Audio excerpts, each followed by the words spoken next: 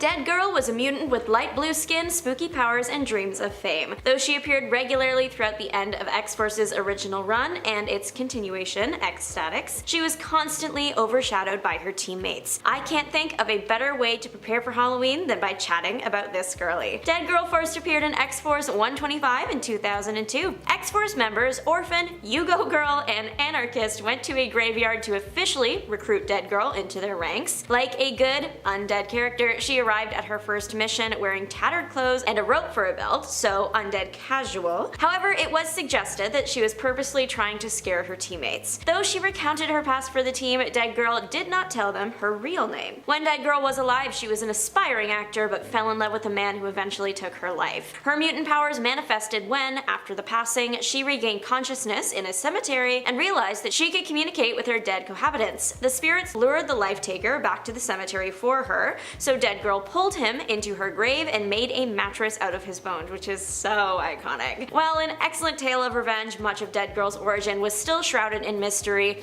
Though she was accepted into X-Force, not even Dead Girl knew the full extent of her powers. She found out quickly, however, that when her body was blown to bits, she could slowly and grossly reform. Dead Girl could also control her dismembered limbs as she choked an enemy with a detached arm. This mutant was creepy and gross and awesome. It was if she came directly from a horror movie into a comic book. The New Mutants had one of the wackiest adventures in superhero history, even by X-Men standards, and the core of those stories from the beginning was Danielle Moonstar. Known as the mutant Mirage, Dani's powers started out simple enough, if a little mystical and ill-defined, but over the course of her history they would develop, change completely, be lost altogether, and join new powers that had nothing to do with her being a mutant. Starting out as an orphaned girl living on a reservation with her grandfather, Dani experienced precognitive visions of the future and a psychic connection to the animals around her, but her primary power proved to be the ability to craft illusions embodying the fears of those around her that seemed terrifyingly real. While her psychic connection with animals came in handy alongside her teammate Wolfsbane, who could assume a lupine form,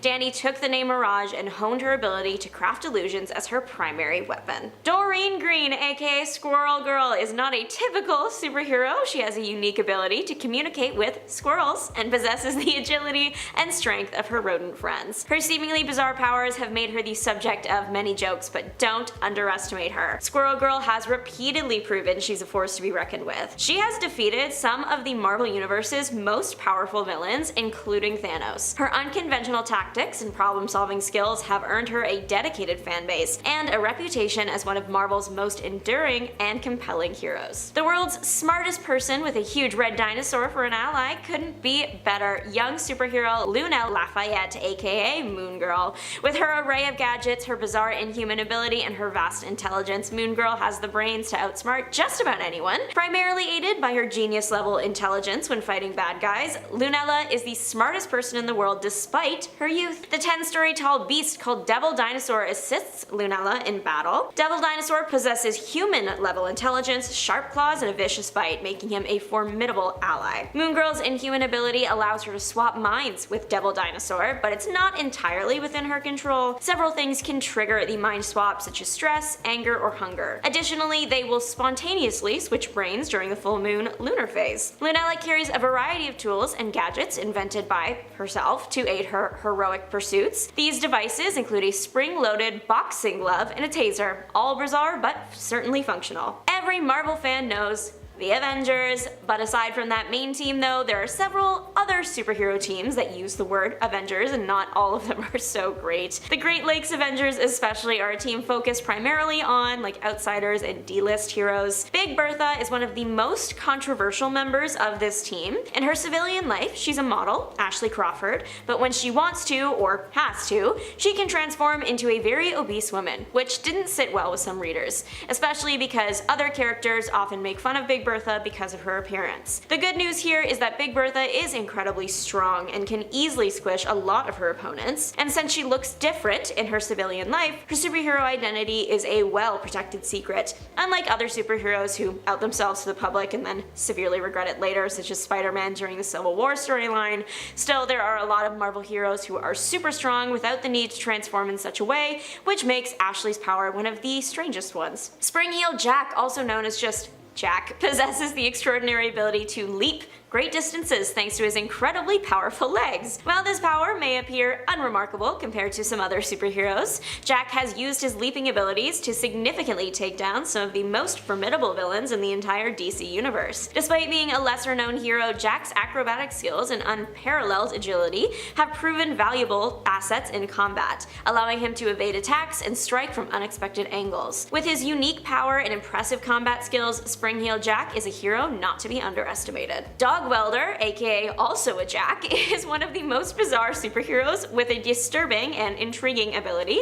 As the name suggests, his power involves welding dead dogs to people's faces, which is not for the faint of heart. Despite the grotesque nature of his power, Dog Welder has used it effectively to take down criminals and other villains, making him a valuable asset to his team. While his methods may seem extreme, his dedication to justice cannot be denied, and he is a reminder that even the weirdest powers can be used for good. Johnny D has my least favorite mutation that I've ever seen, and also the strangest mutation I've ever seen. A sentient maw attached to him. It's right in the middle of his chest, and Johnny has named it the Freak. The Freak produces voodoo dolls. To get a doll, Johnny must feed the maw a DNA sample, like hair. The maw will spit out the doll, and Johnny will get full, absolute control over that person. Now, I'm sure that getting people's DNA is probably really annoying, but once you have it and you have the doll, there is nothing Johnny can't do. As it stands, there isn't anyone that he can't control if he has their doll. There is a theory that Johnny is not the mutant, but that the maw is the mutant, and that it's just attached to a normal Johnny. The Freak does have its own brain, so it's a very real possibility, but they're literally attached, so Johnny, mutant or not, you might as well be.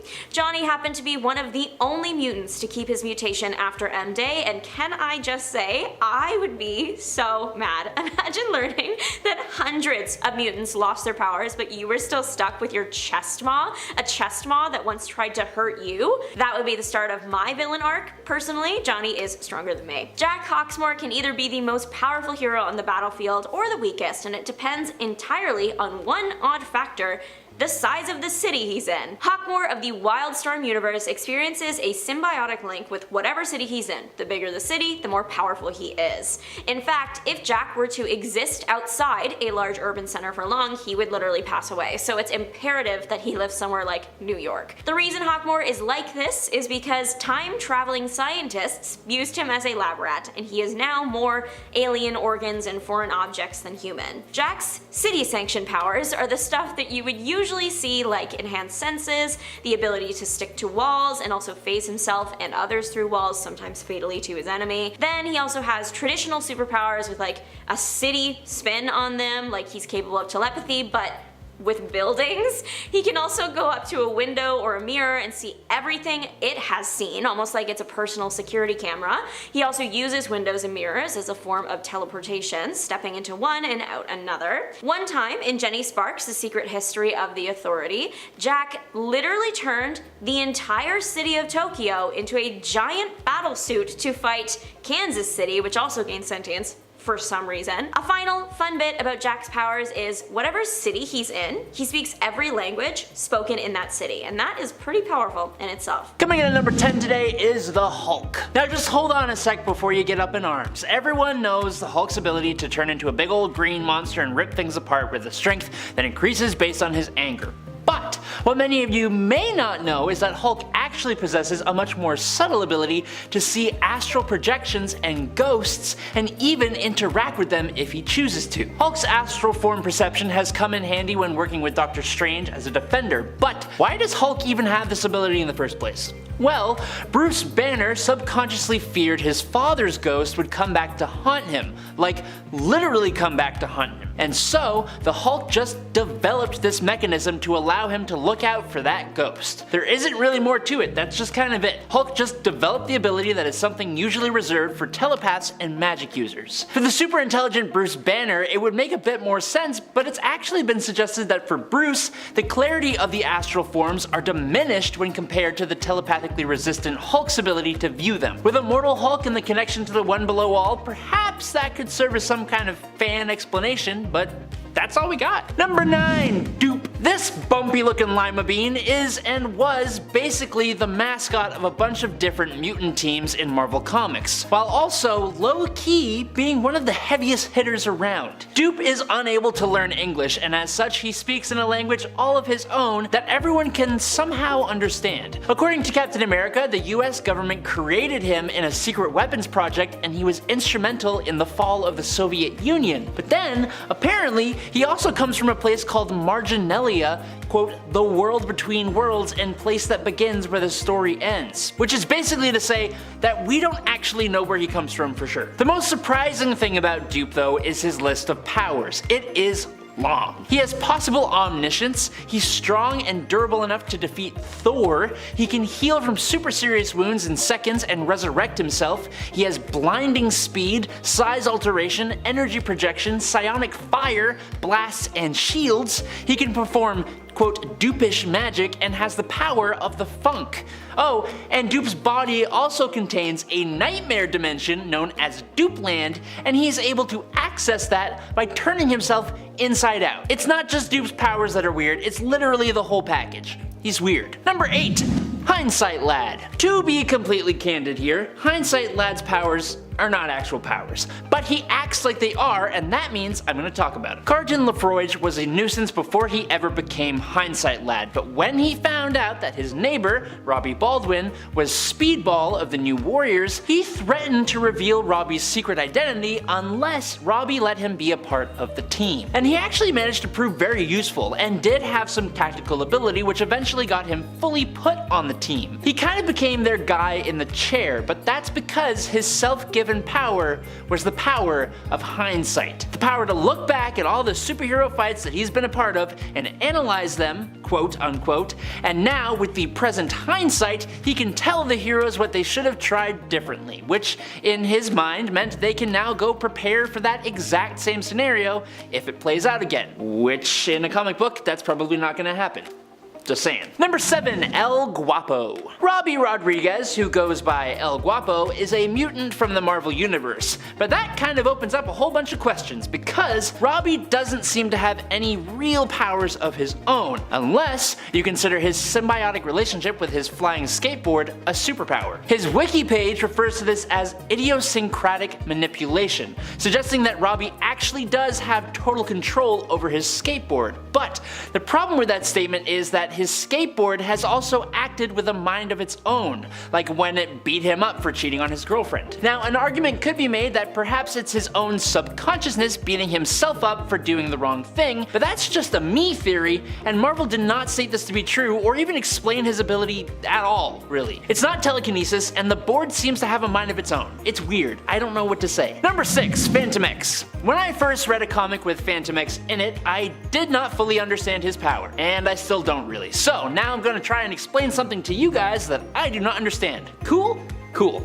So basically, Phantom X, or Charlie Cluster 7, or Weapon 13, or John Philippe, was experimented on by Weapons Plus, and was genetically grown and evolved using Sentinel technology. Thanks to this, he actually has, or had, 3 brains for independent parallel processing, nanoactive blood, and his primary nervous system is actually a detachable techno-organism called Eva. So there's some stuff to break down there. Eva can fly herself and can generate bioelectric charges to be used in attacks, with Phantom X being both telepathically and symbiotically linked to Eva. His multiple brains allow him to think like a sort of supercomputer similar to Sage, but it also gives him access to 2 extra, quote, personalities, a charmer and a super deadly mutant hunter. He can create extremely powerful illusions and enter a trance state where he can rapidly heal himself, and his self-supremacy over his own body and mind allow him to overcome pretty much anything to complete his mission, including mind control. I can't talk too much more about him because of time, but know he has enhanced senses, is a dope fighter, and does not create any kind of odor from his own body. Just look into the guy, he's really weird, but he's also really cool. Number 5. Iska the Unbeaten. Iska is thousands of years old and is the sister of Genesis, who is the wife of Apocalypse, so fun little fact for you. She is a hardened warrior who respects power and strength like the other mutants of Arakko, and her powers kind of reflect that. Iska's power is psychokinesis, which is the power over luck and probability, but specifically, her power means that she cannot lose, or the better way to say it is that she always wins. This includes one-on-one contests, votes, and wagers, but also larger battles where she is a member of a team or an army. In contests of skill, her powers might give her the talents she needs to win, or she might just win through, quote, improbable circumstances. So far, it's sounding pretty good. Always winning is so good, it just sounds like ridiculous and lazy writing. It kinda is. But it also means that in larger battles or wars, her powers weigh the probability of the two sides and literally make her defect from the losing side and join the winning side, even if the losing side was composed of those she truly cares about, meaning that even though she still technically won, she betrayed her closest friends and allies. Her power has also famously been used against her and one of her allies. When Tarn the Uncaring faced off against Magneto, the mutant Sunspot bet Iska that Tarn would win. So because she would be betting against Tarn, someone she's fought beside for thousands of years, he was actually easily wiped off the face of Mars by Magneto, who crushed his head like a cherry. Her power is really good, it's just got some really crummy loopholes sometimes. Number 4. Adam X. Adam Naramani is honestly quite a bit interesting. He was a genetically created hybrid of both Emperor Dekun of the Shi'ar Empire and Catherine Summers from Earth, created in an attempt to introduce more genealogies to the Shi'ar Empire. Now, just as his origin is unique, so are his powers. Adam has the ability of electrokinetic hemopyrokinesis, or if you don't want to hurt yourself trying to say that, you can also say sanguine combustion, which sounds way cooler. It basically means that he can send an electric surge through oxygenated blood, which leads to ignition of the electrolytes present in said blood, causing a person to burn from the inside out, which could result in a little subtle warming effect, or it could completely disintegrate a person. So there's a lot of wiggle room here. Thanks to his Shi'ar side of things though, he also has enhanced strength, agility, reflexes, stamina, speed, vision, and healing. Couple all that with his awesome fighting skills and the cool cybernetic retractable claws that he has, and Extreme, which is his name, is someone you probably don't want to mess with. Number 3. Tag. I actually kinda wish I had Brian Cruz's power. It just seems like the perfect chaos creating ability, and that to me is hilarious. Tag's ability, known as the Pariah effect, allowed him to use a form of telepathy when he touched someone that caused the target to emit a psionic signal, which would make them a target for others to run away from or run towards. Whichever way people would run, they would do it while being fully aware of what they were doing, but unable to control themselves. If they were being controlled to run away, they would continue to do so until they were about 100 feet away. But if the signal caused them to run towards whoever was, quote, it, then they would dogpile on top of whoever that was. What's strange, other than everything about this, is that he could also control who was affected by the ability, but like how? He only made one person it, so how does he decide who runs away and who doesn't? He could also make whoever was it run away from themselves, which is just what? In other words, they would just run uncontrollably and in random directions, which is actually kind of hilarious. The fun thing about him is he would also always say, "You're it," which is kind of misleading because that person can't tag someone else or make them it. I don't know, it's weird, but it's really, really cool. Number 2, Korra of the Burning Heart. Can we please just get an applause for literally the coolest name ever? Korra of the Burning Heart is a mutant from Morocco where she served as an assassin and primarily used her power only to boost her own abilities in battle, thanks to the Iraqi being really stubborn, honor-bound fighters or whatever. But Korra's abilities can actually help others as well. Korra's heart is essentially an internalized combustion furnace, which generates life force energy. Thanks to that energy, she can get this really awesome looking flaming skeletal appearance, and she uses this constant energy source to give herself incredible physical capabilities, as well as boost up the powers of others around her to even greater heights. She was a member of the X-Terminators alongside Cable, and she is also part of SWORD. Also, Korra of the Burning Heart. Just wanted to say it again. Number 1. Chamber. Chamber, or Jonathan Evans Starsmore, discovered his powers when a blast of psionic energy that burst from his torso destroyed much of his chest and face. That doesn't sound good, but it turns out that Chamber is literally composed of that same psionic energy, with his body just acting as a shell for it. When his powers burst out of him, the wound was replaced by a constant glow of psionic fire, leaving him unable to speak. Instead, he can only communicate communicate telepathically. Additionally, because he is made of energy, he does not eat, drink, or even breathe because he has no organs. Chamber constantly created and unleashed psionic charges of energy that could strike with volatile force, being projected as a blast from his chest, a series of guided streams that struck specific targets, or as a massive eruption striking in all directions. If he was given the time to train properly, Chamber could have potentially been one of the most powerful mutants to walk the earth. Also, in one story, he's used as literally like a jet engine on a spaceship. It's really weird, but super cool. Sometimes the strangest villains cause the most problems. Here are powerful villains with weird powers. Dead Ringer can take on the form of any deceased body he touches, human or animal. Louis Dexter is a mutant who chooses to use his powers for evil. He started to remove pieces of heroes from their graves, because when he touches a deceased super person, he gets their powers. Dexter is limited to one person at a time, and if he wants to revisit the body of someone, he has to touch them again. And that's hard to do when you take decaying into account. Dead Ringer did learn how to delay transformation so he could touch a body and then just keep him in his back pocket until the right time. To make his life easier, Dexter decided to start carrying pieces of heroes in a cigar box with him. Disgusting. I do have some questions about the threshold of this guy's power just because he hasn't appeared a lot. Could he ever become someone that regenerates? Like if someone were to be revived after he touched them, would Dexter change back into himself? I want to know. Codpiece, like many Doom Patrol villains, started out with an unserious, satirical, or just ridiculous premise, and then the writers took that and came up with a serious, genuine backstory to justify the choice. The creator of Codpiece, Rachel Pollack, was asked to do a one-shot for the Doom Patrol series. She got creative and pulled from a hero, Green Arrow. She said during an interview with Fortress Comics that she was intrigued by the idea of Green Arrow's single quiver holding dozens of different types of arrows, and thought that the absurdity of that would make a great parody villain. The adult themes in Doom Patrol then inspired the stroke of genius that was Codpiece, because that's a real accessory that has been used by men for hundreds of years for the same area as his weapon. The thing has lots of features. Most interesting to me is the retractable boxing gloves. Codpiece's serious background to justify him wearing this is one time a girl told him she didn't want to go out with him because he was short, and he's not the sharpest fork in the drawer, so he assumed she was talking about something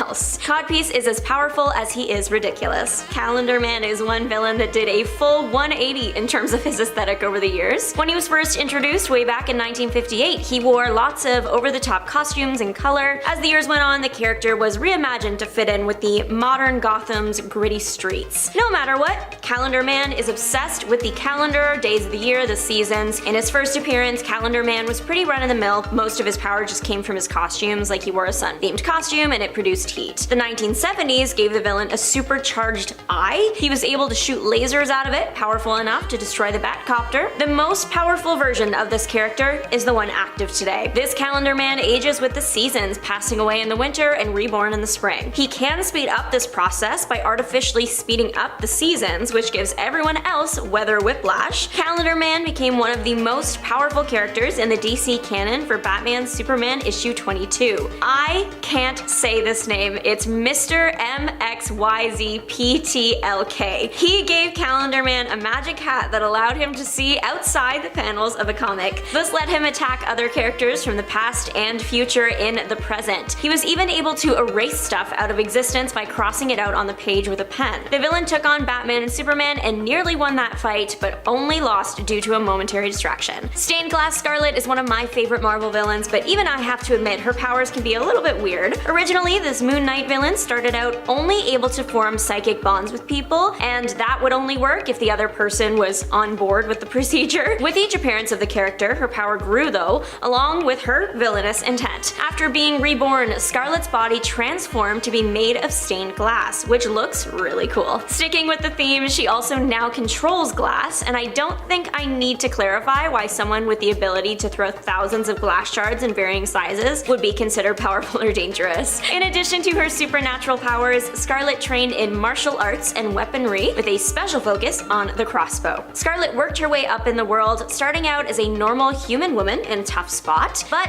to becoming a young god. Moon Knight issue 8 from 2022 explained that people started to worship Scarlet and tell her story, which led to her becoming a god. Ratman has haunted my nightmares since I was a child when I saw him in an episode of Martin Mystery. He is still scary to me years later, and that's a power that you can't take away. Ratman started out as Al Rizzo, and yes, that is his real name, it was 2004. Al Rizzo was a janitor for a lab. One day, a rat-based formula was spilled into a vent that just happened to lead to Al's bed. Al absorbed the formula and it mutated his body into a giant rat. He has all the abilities rats did, but now on a larger scale, so the ability to chew through anything and collapse his spine. As Ratman, Al's saliva can make people pass out, and if you're bitten by Ratman, you will also turn into a grotesque rat creature. So he went around attacking the scientists that developed the formula, turning them into rats. The hero of the show, Martin, was able to develop an antidote and turn Al Rizzo back to his human self. But even years down the road, Ratman still terrifies me and I can't look at him. Killer Frost is known for her ice powers. Now, power over cold ice, it's pretty common in the world of comics,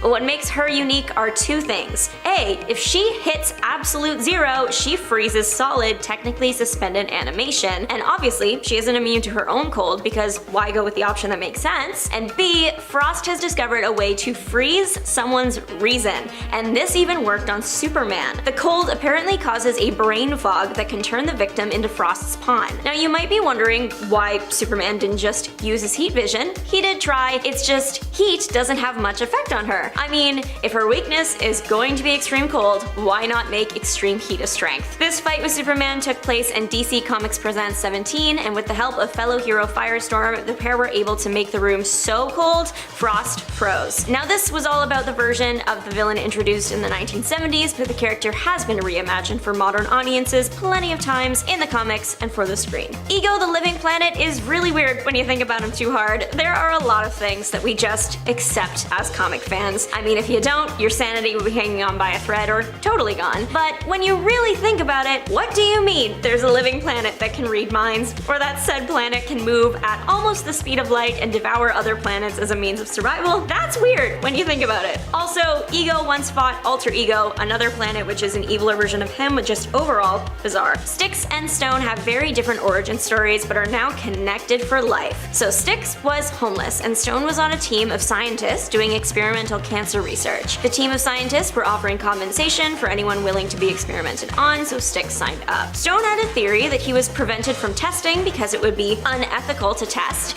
He thought that someone could become immune to cancer the same way you can become immune to snake bites. Of course, he did run the test on Styx, and of course it ended in the worst way. Styx became a walking cancer, decaying any organic matter he came in contact with. Awful outcome, but I guess Stone's theory was right. Styx was immune to cancer. Somewhere along the way, we actually don't know how it happens, but Stone turned into a big stone monster, and with that, he gained the ability to decay any inorganic matter. The combo of the two is lethal to any foe. One odd DC villain unlocks his vast power by snorting a certain brand of white stuff. He goes by Snowflame. He's a cartel leader that actually creates the white powder that he uses. Once Snowflame ingests the stuff, he is super strong, speedy, can't feel pain, or if you touch him, he's coated in the snow, so you will also be affected by the substance. He also has fire powers, if all that wasn't enough, and also because you'll need that when it comes to the process of using snow. The character is not widely loved for obvious reasons, but there is one person out there that is single-handedly keeping him afloat. In the actual canon, the character has made a few reappearances and died 3 times. The first was his first appearance against the New Guardians. He was in a shed that blew up. The second was a rebooted version of the character that met his end to a giant jaguar. And the third and current final time, instead of snorting his usual power-inducing stuff, he snorted a poison frog. An end just as chaotic as the character, which is fitting. Collective Man is so interesting to me. The villain is 5 Chinese brothers that merge into one. When they merge together, they apparently gain a connection to everyone in China. The connection allows Collective Man to draw on power from any Chinese person they want. Drawing on 10,000 people's strength gave Collective Man enough muscle to handle Sasquatch. It's not all sunshine and rainbows though. The brothers almost passed from absorbing too many people's life forces at one time. The brothers also have another odd ability. They can make any Chinese person a clone of a brother and then merge with them. They have a hive mind, meaning they can mentally speak to each other, plus they can also just teleport to where their brothers happen to be. The brothers often fought the X-Men when the X-Men were in town to look into Zorn. The 5 made it very hard to do so as they created an army of themselves to attack the X-Men.